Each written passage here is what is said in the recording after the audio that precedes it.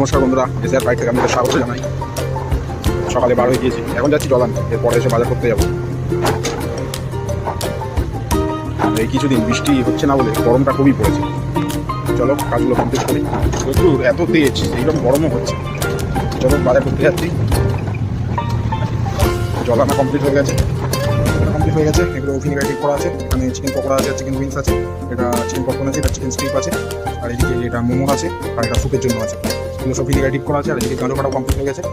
এইবার পেঁয়াজগুলোকে ছোটো ছোটো করে চপ করতে হবে আর পেঁয়াজের পেস্ট করতে হবে।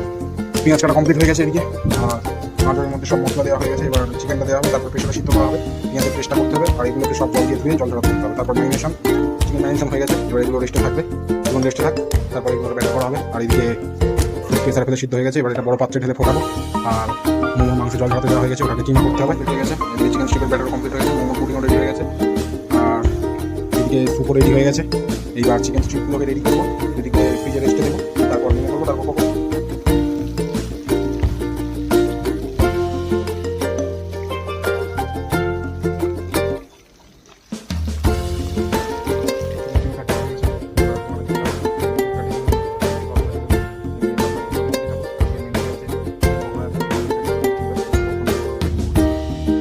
হয়ে গেছে, মোমো স্টিম হয়ে গেছে।